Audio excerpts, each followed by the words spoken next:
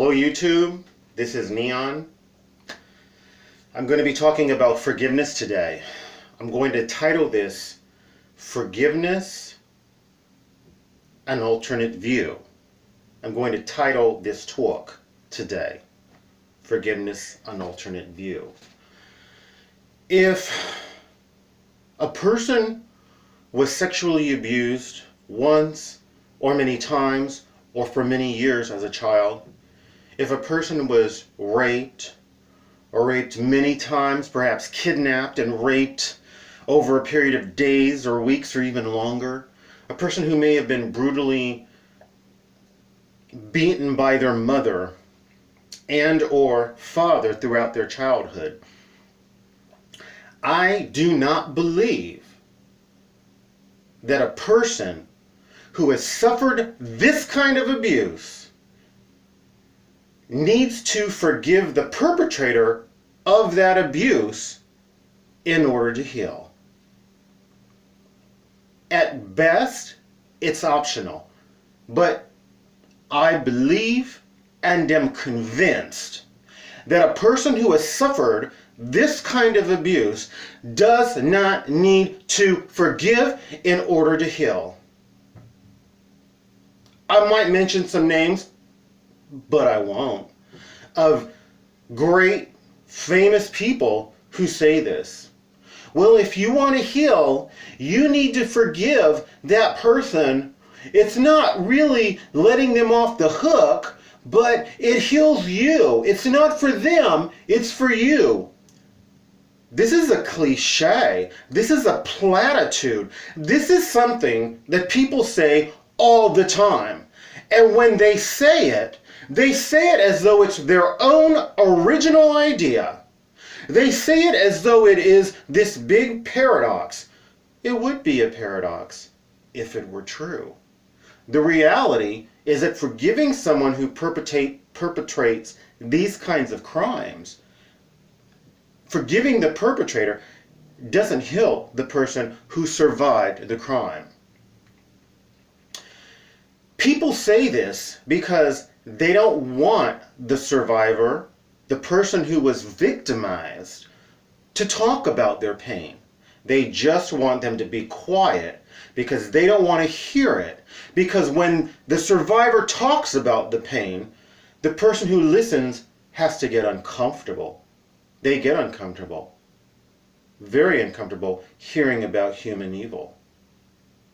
1 out of 3 girls was sexually abused, 1 out of 7 boys.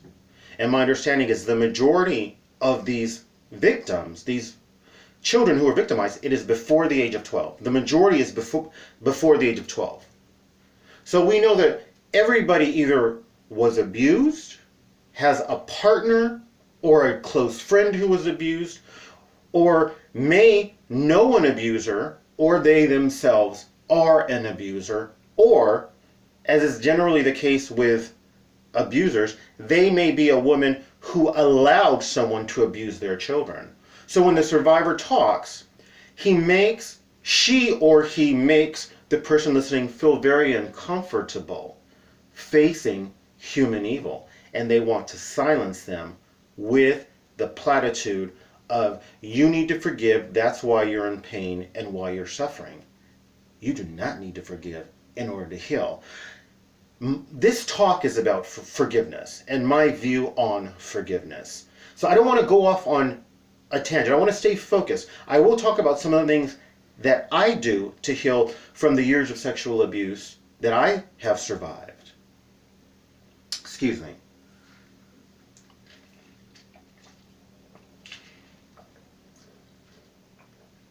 But I've been told that a lot. That, and it was more of an aggressive, you're suffering because you talk about it so much. You're suffering because you don't know how to forgive. You're bitter. In doing that, they are kicking someone who's down and they are blaming the victim. When you confront someone with the motives for using that unsound cliche, that unsound platitude, that for me, it is not a paradox because it's not sound and it's not true. Of you're suffering because you don't know how to forgive. To me, when you confront them with their motives for saying that, they're not going to say, oh yeah, I'm kicking you because you were victimized and treated like an animal. You were treated like a sex object as a child. And I'm going to kick you while you're down because you're suffering. They're not going to admit to that.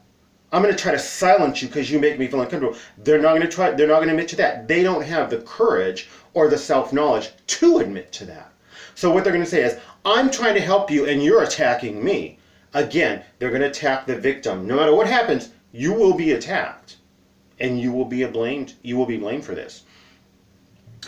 I read a book that I believe is called Beginning to Heal. And I get a little confused. I think it was called Learning to Heal. I get a little confused because they have a seminar version of the same book. And I think the seminar version is called Beginning to Heal. That was 2 cassettes. For you youngins, if y'all want to know what a cassette is, it's something the middle-aged people like me used to listen to music with. That's what it is. So the seminar version, I believe, is called, it's a smaller book, and it's called Beginning to Heal. So in Learning to Heal, they talk about the fact that in order to heal from incest and all the other abuse, physical, psychological, neglect, emotional abuse, that oftentimes one or more of these other abuses come in with the sexual abuse. They said you don't need to forgive the perpetrator. They said it's up to you. If you want to and it helps you to heal, fine, do it. But it is not necessary. I was liberated because I realized I hadn't forgiven, and I don't forgive the person who did this to me. There's things that, I believe in the Bible, forgiveness and all this stuff, right? Because people like to attack the victim, they'll say, well, Jesus said that if you don't forgive, he's not going to forgive you. They will attack the victim. Okay? I read another book about incest and psychological illness. They talk about the fact that one thing that comes as a result of sexual abuse is psychological illness. Sometimes it's addictive behavior. It can be chemical addiction. And sometimes it can be that and a combination of that and emotional / psychological illness. They talk about the fact that generally the onset of psychological illness happens in adulthood, right? It's usually when the survivor or the victim is able to get out of that abuse. That's when the psychological component of the abuse manifests itself. In the meantime, the victim usually just trying to placate the abuser, avoid the abuser, avoid the abuse. They try to be abused as little as possible. So more often than not, there's not as big, there can be in the childhood while the child's being abused, but it's more common, right, that it happens in adulthood. And the only person that's to blame for that psychological illness is the perpetrator. I remember seeing a story about a young woman who was kidnapped, held hostage, I believe, for 4 days, had been raped numerous times. As a part of these rapes, this rapist would forcibly kiss her. He had mouth herpes, oral herpes, cold sores, and when he forcibly kissed her as a part of this rape and violation, this young woman's humanity, he gave her these oral herpes. And in her body, it wound up being a very virulent form in her body. So she would have outbreaks. Herpes outbreaks can occur for many reasons. They can occur for lack of sleep. They can occur because a person happened to get a cold. They can occur because a person is mentally is upset, is drained. I don't think scientists really know what makes the outbreaks occur, but they occur. In her, she would get outbreaks of very ugly and painful sores around her mouth. Nobody would ever, no reasonable person would confront this young woman and say, you wouldn't have that herpes if you had forgiven your perpetrator. They wouldn't say that if they were reasonable and had some kind of knowledge of science and of infectious diseases. Likewise, if somebody is raped and they catch HIV, we all know that HIV is not curable. Thank God it's manageable and people can live long. We don't know, experts still don't know how long people can live with HIV, but we know that people can live very healthy lives with HIV. And I'm hoping that people with HIV will be able to live to the life expectancy or longer. But if someone knowingly infects someone with HIV, whether it be through rape or whether it be through them just not telling the person, nobody's going to confront that victim and say, well, you wouldn't have HIV right now if you had forgiven the victim. This happened to you 5 years ago. You should be over that HIV right now. They're not going to do that. It's unsound. But they will do that with people who talk about the emotional trauma and the psychological trauma that comes from abuse. That is the responsibility of the perpetrator.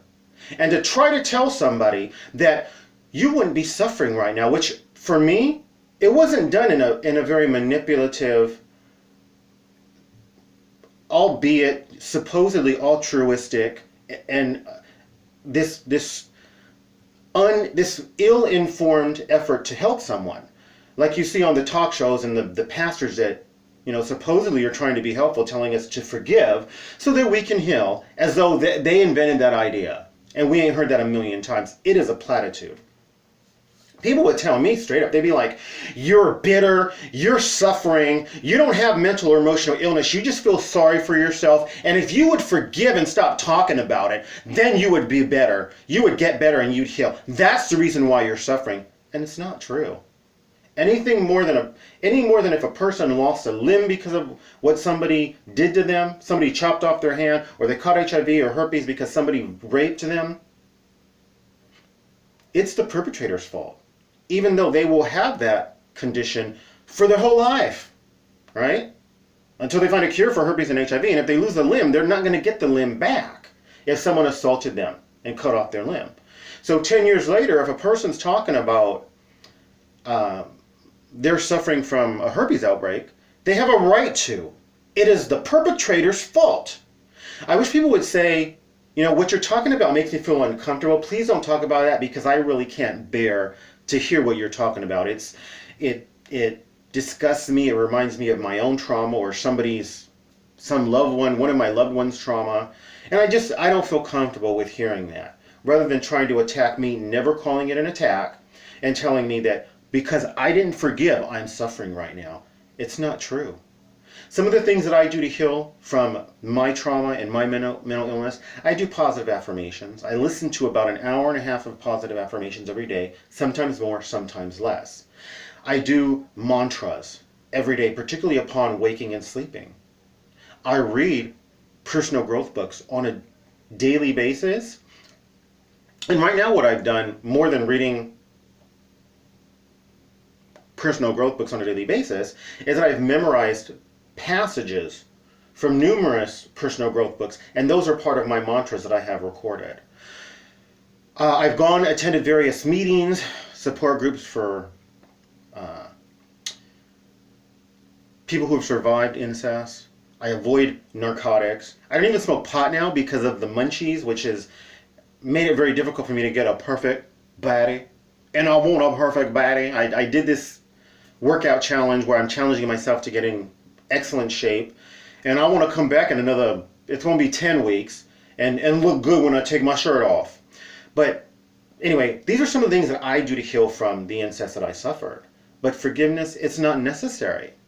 If people want to do it and it truly helps them, fine. It never helped me. It was more liberating and helpful for me to heal, to say, hey, I don't have to forgive this person. I don't forgive this person. I never will forgive this person, whatever that means. Because they don't really have a definition. I'm out of time. Like, subscribe, share, comment commercials, recommend my videos if you like this video. Thank you. Best wishes.